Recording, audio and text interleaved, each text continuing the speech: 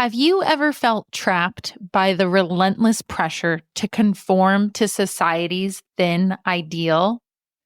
Have you ever struggled with accepting your body size because you know that in general, the world wants you to be thinner? Do you ever feel like your body makes you feel less worthy of fully participating in your life?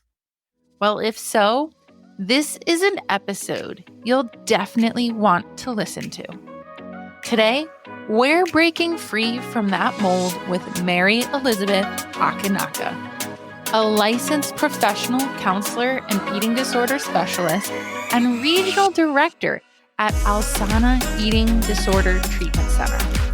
I'm your host, Meg McCabe, an eating disorder recovery coach, speaker, and community founder. In this eye-opening episode, Mary Elizabeth shares her courageous journey from the depths of an eating disorder to the liberating world of body acceptance. Discover how she defied diet culture, embraced self-compassion, and found joy in a larger body. If you're ready to ditch the dieting mindset and reclaim your life, this episode is a must listen.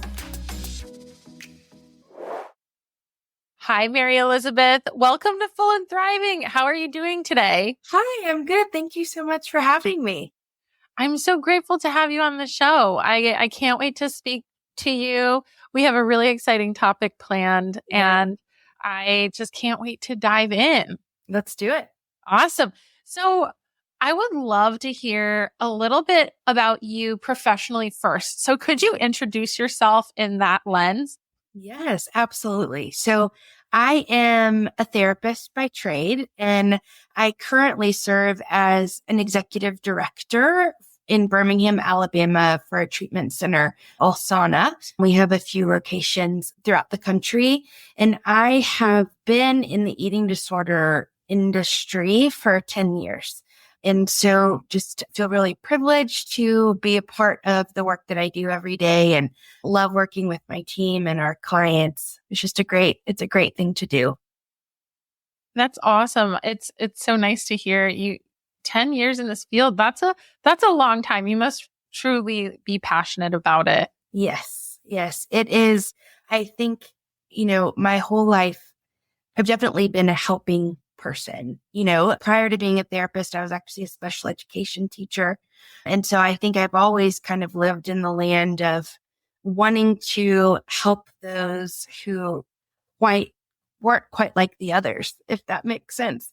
And so when I decided that teaching wasn't the right fit and went back to school for counseling, it just really felt right. And I feel like this is the world I want to live in, till the end.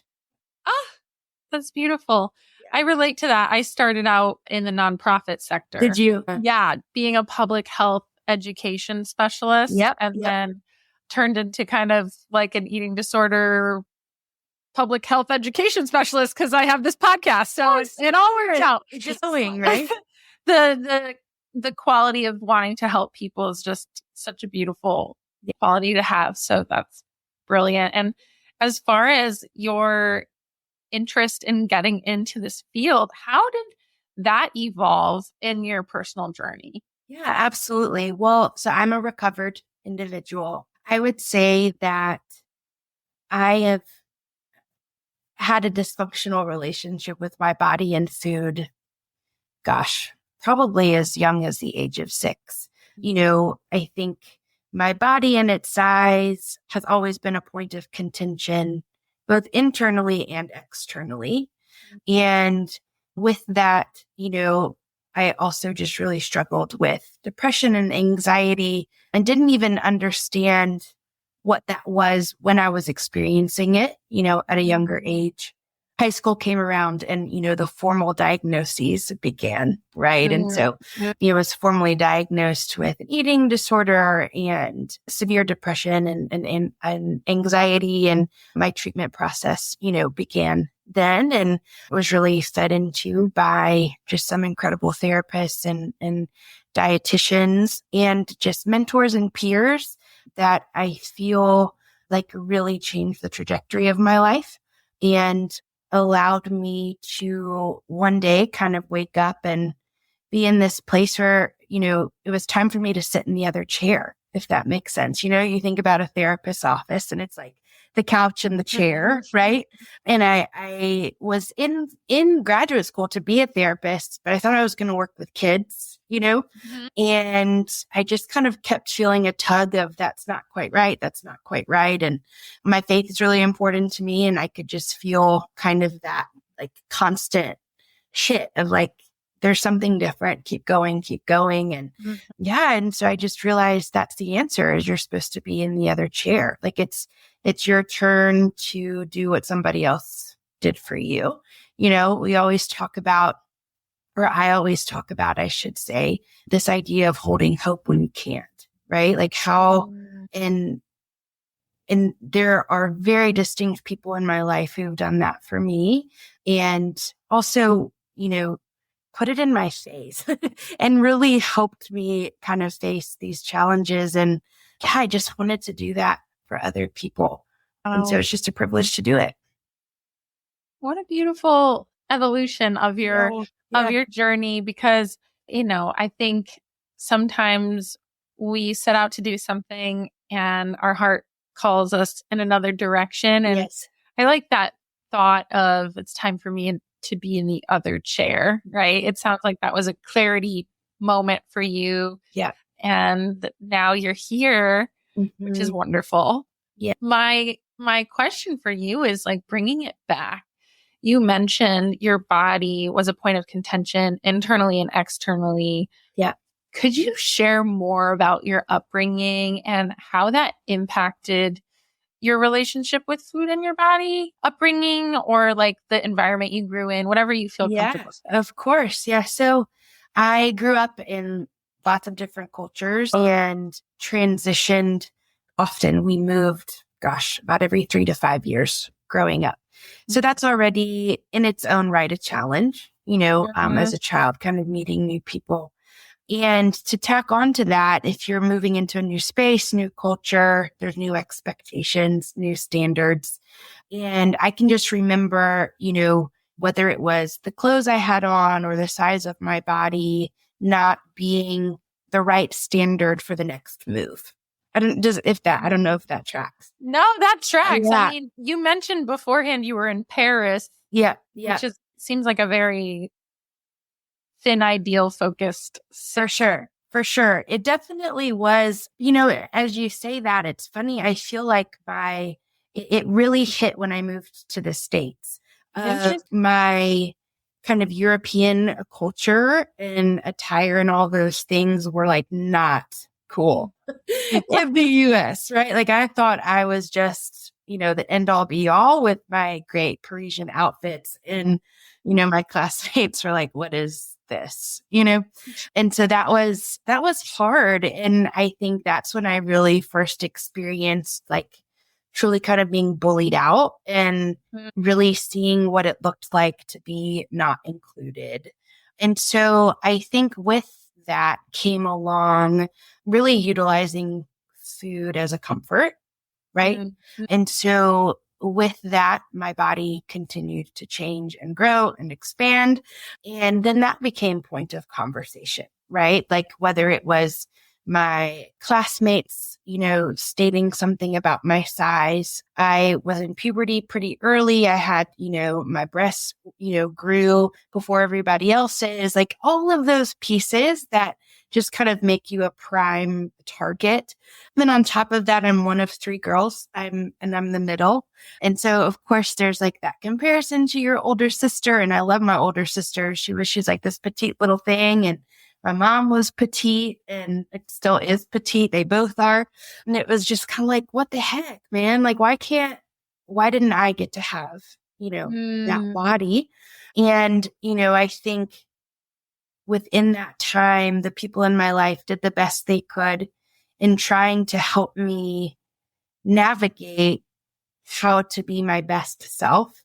And in that time, it was really about how do you change your body in order to be welcomed and accepted. And so it wasn't a process of learning to love yourself as you are and learn how to navigate those cruel people. Instead, it was, let's figure out how to change you so that you can fit in. Does that make sense?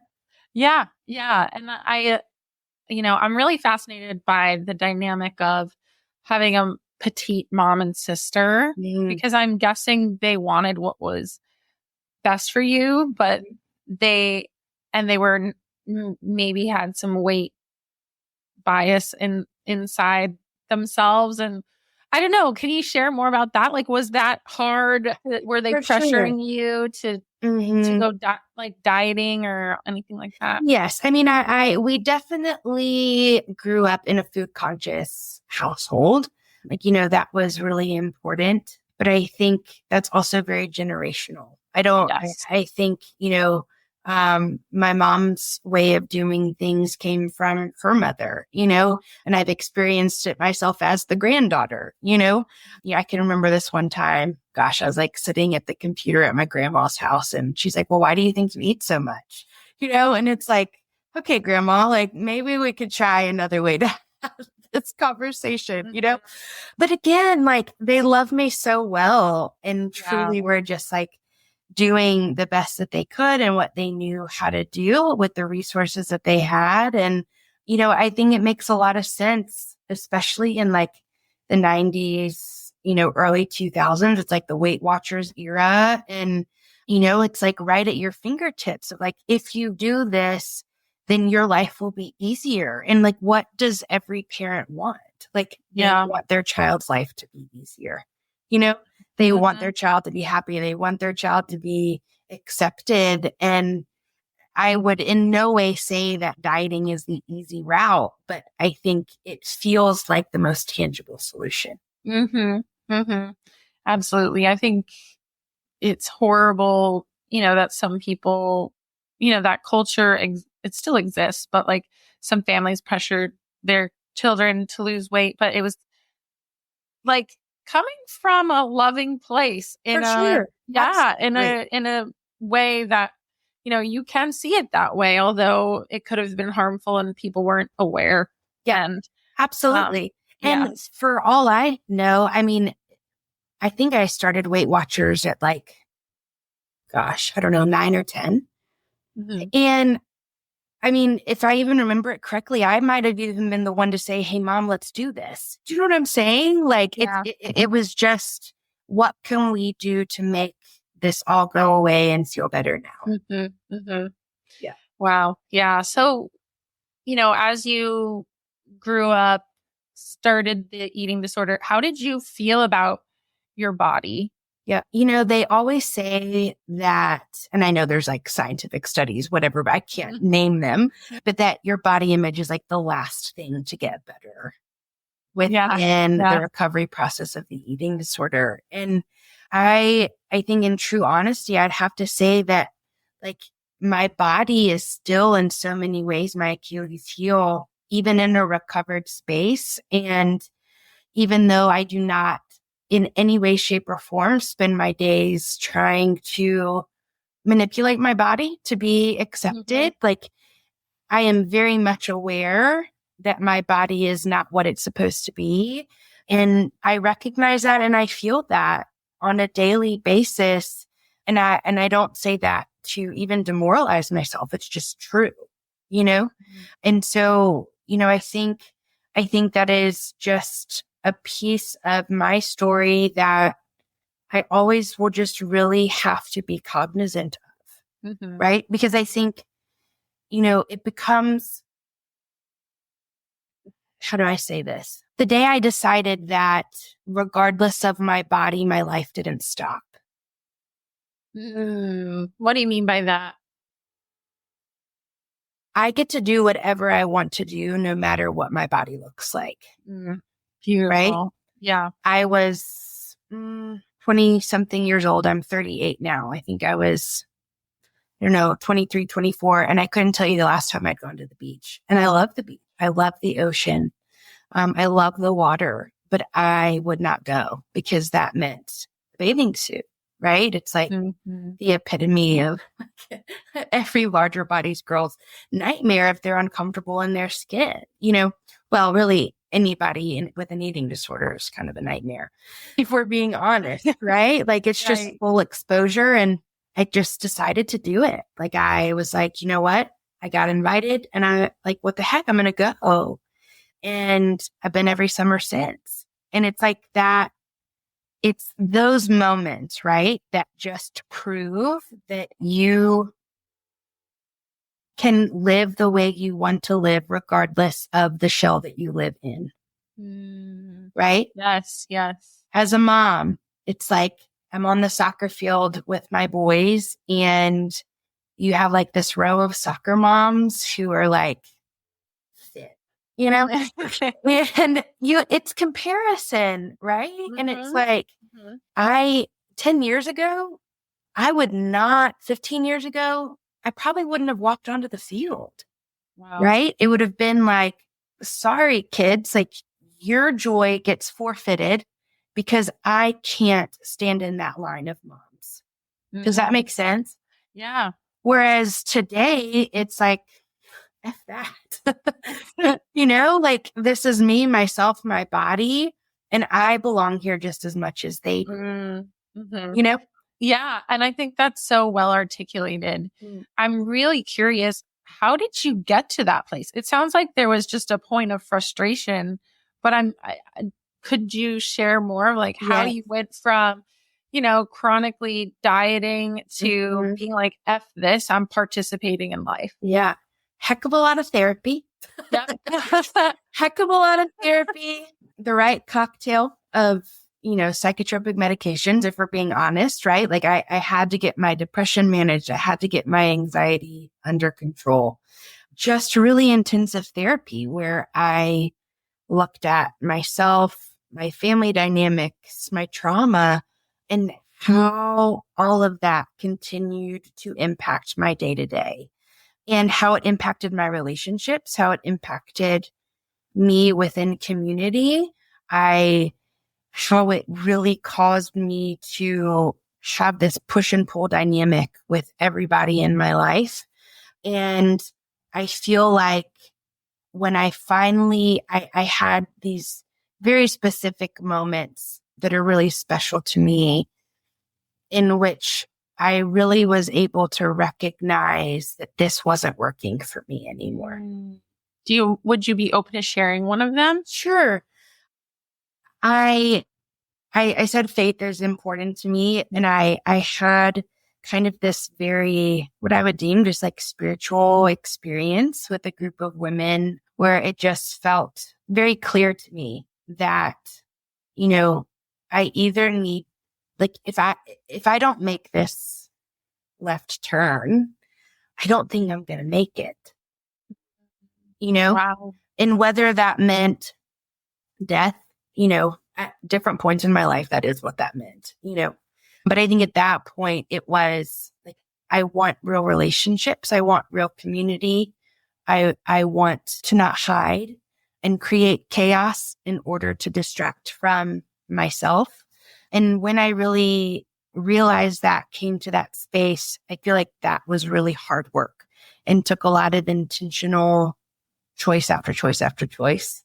And, when you ask that question and I think back, it's just mind blowing, who I was, 15 years ago to who I am today. They're not in any way the same person. And I mean, to me, that's like a miracle, but I think that is, again, the power of hard work, like the power of hard work, the power of community, and the power of like the desire to change. I think that's truly beautiful, right? I think community, hard work, wanting that change, those are three major elements in reaching transformation. Yes. And knowing that you're worthy of the change. Right? Oh my gosh. Yeah. Oh, it's so interesting because like It's like, I wish I could know like what shifts you had in therapy. Yeah. Because I want other people to make this transformation, right? It's like, how did you get to that point of like knowing that you are worthy enough for that? I know some individuals in larger bodies who really don't feel like they're worthy of the life they want because they don't have that thin body. Yep. And how do you, like, what do you have to say to people who are in that place at this moment? Absolutely. I love that question. And it like, I could probably cry, you know, because I think I can just very much sit in that pain with them. And it's challenging because no matter how much I accept myself, the reality is the world doesn't, right? So no matter where I go, I still, and I am, you know, I guess considered smaller in the larger body spectrum, right? Like I don't need an additional airplane seat, or I don't need, I don't know, I'm not afraid to sit down. You know, like I think those are some really true challenging experiences that people face every day, that regardless of how okay you are with yourself, you will forever have to be cognizant that your body is not accepted, right? You walk into the doctor's office, and I've been going to the same OBGYN for however many years. And every single time it's, how are you going to get this weight off? Right. And it's like, one, you know what I do for a living. We talk about it. You know my history. And this is still question number one. Right. And I say all of that because I think that the reality is you will always have to face that while you are still working on accepting yourself. And that is not an easy feat. And so I pose the question of, what if they're wrong? Right? Like one of the things I often think about is, you know, when we feel like we are undeserving or we don't belong, not worthy, the question that comes to mind, I feel like I sound like such an a-hole, but it's like, what makes you so special? Right? Like, what makes you so special that you are the exception? Right. Right? Like, if you were sitting in a room with other individuals who looked just like you, would you tell them what you tell yourself? I guarantee, now you may have some fat biases and whatever that, you know, you need to work through, but I guarantee what you would say to them about themselves and their bodies is in no way what you would say to yourself. Right? Yeah. What makes you so special that you have to be an exception to the rule? Right. Does that make sense? Yeah. Yeah. I think of like, you're not a unicorn kind of the expression I will say to some of my clients. It's completely true. Like, we tend to speak to ourselves differently than how we would speak to other people. And I think that's an interesting scenario you present of, if you were in a room with everybody who looked exactly like you, would you then say, oh, I'm not deserving of this opportunity, right? Or I'm not deserving of this thing, or I'm not worthy? Right. Absolutely not. You would more than likely feed them words of encouragement, feed them words of acceptance. You would approach them with compassion. You know, all of these things that we as therapists tell our clients to do, we would, I think, just by nature, and unless maybe you're a diagnosed like narcissist or something, like you truly would have that approach. And I just think about like, gosh, what if just for 1 minute I talk to myself that way too? You know, and if I could do that, if I could really intentionally talk to myself with compassion, with understanding, with curiosity, I could really change my internal narrative, and my body and myself could become like not the main focus of my life. Wouldn't that be so nice? That'd be so I nice. hope that people listening to this set that as like an intention, is like, I no longer want my body and food to be the center of my life or my top priority. Wouldn't it be nice if I could reprioritize? Yes. it's easier said than done for so many folks, especially with Yes, that thin ideal always looming. absolutely. Absolutely.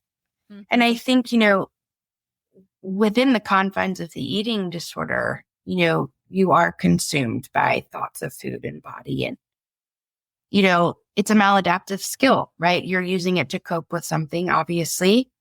And it's like, if I wasn't thinking about food, if I wasn't thinking about my body, what would I have to think about?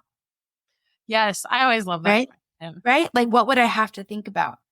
But then I think about on this side of things, like kind of flip it a little bit of like, if I'm not focused on food and I'm not focused on my body, like what do I get to enjoy? Mm-hmm. Right? Like what life do I get to live? What community do I get to have? And I think that comes after acknowledging the answer to that first question of if I was thinking about food, what would you be thinking about? And it's the pain and the anger and the sadness and the trauma and all of those pieces. And it's like, well, if we can shift and really work on those things and really understand your experiences, then we get to re-ask that question with a hopeful perspective. Yes. I think it's very fun, I dare to say, to think about the space that opens up when the eating disorder is no longer top priority. Yes. Like, who are you going to become? Yeah. What is going to fill that space that brings you joy that you don't even know exists? For me, that's very exciting to think about. Yeah. And I love seeing people get to that place where suddenly they've discovered a totally new part of themselves or reconnected with something they used to love instead of just being so focused on something that, food and body. I mean, I don't want to pass judgment, but it's not the best thing to focus on all day. No. Right. It's not the healthiest thing to focus on all day. It's exhausting for that. Yeah. What you focus on all day. And, I, as you were talking, I was thinking about individuals who have struggled for a really long time, at times can feel almost impossible. This idea of who am I without the eating disorder? Mm-hmm. Right? You've got to establish this in many ways, new identity, and it's like you mentioned, like going back to the things I love. It's like, what if you actually, because this has been going on for so long, or maybe like your life story didn't permit opportunity to discover those things. Like, what does it look like to now get to do that? Mm-hmm. And I think from the outside, that sounds so exciting. And I'm like, let me help you do that. Let's figure this out. Oh, I know. But it's also really scary. It's like, oh gosh, I don't know. I'm like behind the 8 ball on this. Yeah, I hear that all the time. One thing I hear a lot of it is, my eating disorder has kept me from fully participating in life in a vulnerable way. Yes. Where if I recover, I have to live with the vulnerabilities of potentially having standards I'm expected to meet in my career and relationships. And I've been like on this pursuit of recovery, which is a valid pursuit. And this feels so much safer than the vulnerability of living the life where people have other expectations. Yes, absolutely. I always think about it as like the eating disorder allows you to live in a dungeon where you always have the permission to leave, but you choose not to. Mm-hmm. Right? It's like you're living in this dungeon, but you have a ladder. Like you have access to the outside world. But if I choose to keep myself in, then I don't have to risk being known and it going poorly. I don't have to risk that goal and fail. I don't have to be vulnerable, right? And when I say living in that dungeon, that can be you are living your everyday life with your heart and your soul really shut off to the world, right? Like you are just surviving, you are not thriving. And it's like, if I were to allow my heart to climb that metaphorical ladder and come out, it is so risky. It is so risky because that means I'm going to get hurt. Like, that's a done deal. That's going to happen. You know? I'm going to get hurt. I'm like, things are not going to always go well. And I have opportunity to make really beautiful memories and build really beautiful relationships. But that's going to require honesty and vulnerability and risking that pain in order to have the love and all of the good that comes with it. I think that dungeon imagery, the ladder is so true. I see that so much in my practice as well. It's like people forget the ladder's there. Yes. They refuse to look at it. And it's like continuing to connect to that hope is so valuable on many levels. And it reminds me of the thing you said in the beginning, which was like you were able to find professionals who could hold the hope for you when you couldn't. Right. Yeah. Like to be that beacon of light when you don't believe that light can exist. Wow. Right. Well, one thing we wanted to also bring up today was this idea of body grief. Right. And I'm curious, in your recovery journey, like, how did grief show up and how do you see grief showing up in general, for people who are working to accept their bodies? Yeah. So when I think about body grief, I actually a little bit ago was reading a current blog. Her name is Bree Campos, and she, was talking about like the similarity in the stages of grief. When you think about the death of someone or, that type of experience. And, I think about the grief of the body is like the death of a life you thought that you could get to. Right? Because somehow the ideal body equaled the ideal life. Yes. Right? And yes, in the recovered space, we know that that's not true. Right? But gosh, do we want to cling to that idea that like, if this was what I need it to be, then the rest would be okay. Right? It's that sense of control and power and belonging that we're all just desperate for. And so I think there is a lot of grief for anyone walking through the recovery process when it comes to their body. Because no matter what, your body is not what you have potentially worked really hard for it to be anymore, right? If that meant that you had to go through weight restoration, like maybe that was a part of your work. There's a lot of grief in that. So much grief. Or, which is my experience, is the grief that recovery means I don't get to be thin. The reality that recovery for me means that my body is not ever going to set the standard, because the risk of attempting to manipulate my body to be what society has led me to feel that it has to be is way too risky. Does that make sense? Yeah. How did you feel like on that precipice of being like, okay, wow, I just am realizing recovery really means I don't get that thin body anymore. Yeah. It took a lot of trials.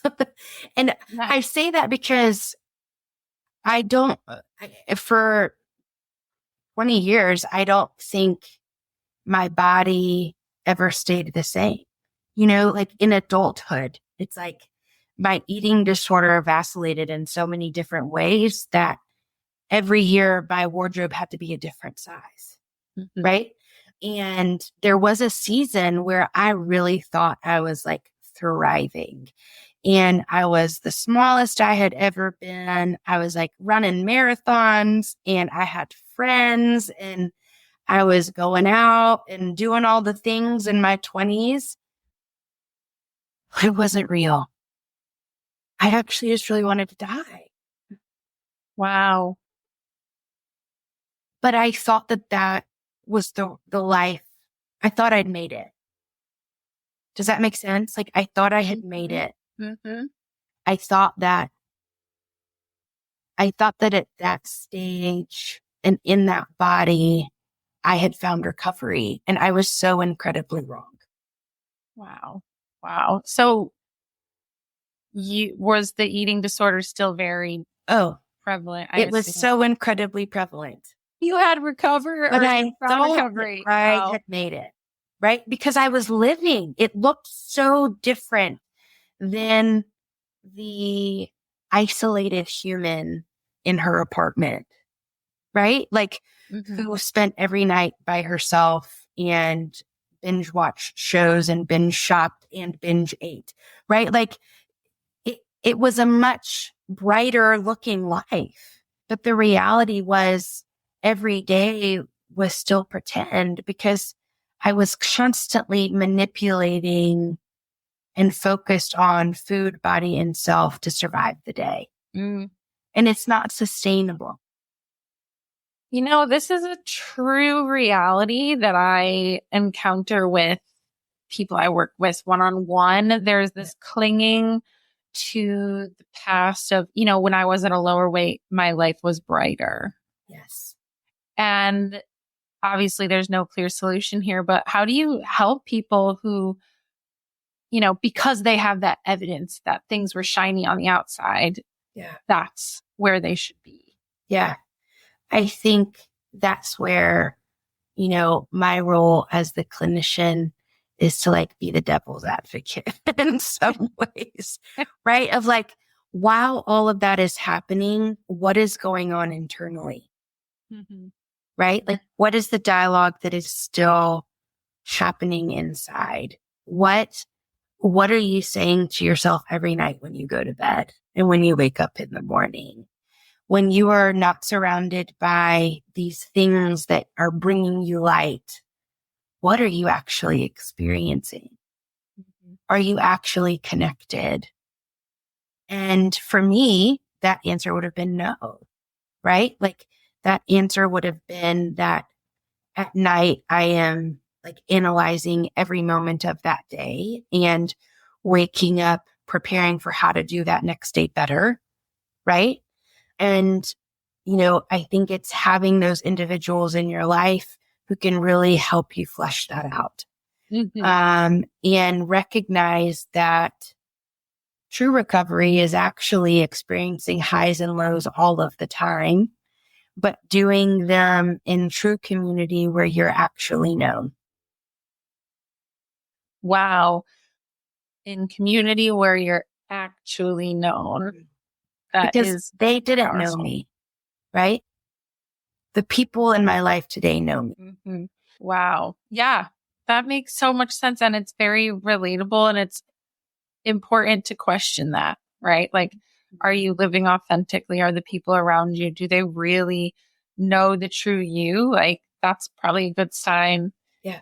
You have this glossy life, but maybe not this quality, fulfilling life. Yes. Do you actually know yourself? Are you in tune with yourself? And do they actually know who you are?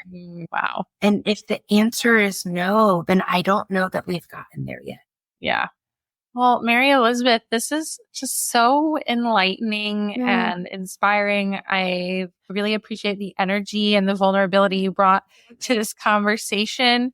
Do you have any final words of advice for people who are embarking or even contemplating their body acceptance over dieting. Yeah. Right? Yeah. You're not going to wake up one day and go from body hate to body love. That's not real. And I'm really sorry about that. I really wish that that could be true. But I also think if we know that, it takes some of the pressure off, right? Because if I know that there are steps in between, then that actually means I can go at my own pace, right? Wonderful. Yeah. I love that, reminder that there's a middle ground and a road in between. And yes. Well, this has been so lovely. Thank you so much for joining me. To meet you. Thank you for having me. It was nice to meet you too. And, if anyone's looking for resources or support, how can they, connect with you or connect with Alsana? Yeah, absolutely. Go to alsana.com. You can do that from your phone, computer, obviously. And there's a 24/7 live chat. It's not a robot. It's a real person. And you can message them right then and there, asking questions. There's also essentially 1-800 number. I don't think it actually is 1-800, but you know what I'm saying? It's a 1-800 number where you can call and speak to someone, and you can give as much or as little information about yourself as you want to. And they're happy to provide you with the resources that you may need. You can fill out a questionnaire online and never have to talk to anybody until you're ready to make that move. And then lastly, if you have a team, if you have a therapist, if you have a dietitian, we're happy to talk to them, have them reach out to us and let them just say, hey, I've got a client that might be interested. What do we need to do so that they, as a safe person, can come back to you and help you through that process? Wow, you guys have really thought through all the levels of hesitation around reaching out for help. I'm pretty impressed. The hardest decision out there. It is incredibly hard to say, you know what, it's time to pause my life. Mm-hmm. Right? Yeah. I really think that's a great approach. There's so many options. Yeah, absolutely. I appreciate and I really respect the work that you guys are doing over there. And thank you. Yeah, thank you for joining me today. So there you have it. Another episode of Full and Thriving in the books. I want to personally thank you for joining me in listening to today's show. And if you found value in this conversation, I would be so grateful if you could please take a moment to subscribe to the show and leave a review. Your support not only helps us reach more people who are striving to live their most full and thriving life, but it also allows us to bring on even more incredible guests with valuable insights that can change your life. Every follow, every review makes a huge difference, and together we can continue to grow this beautiful community. Thanks again for being a part of the journey, and we'll see you next time on Full and Thriving.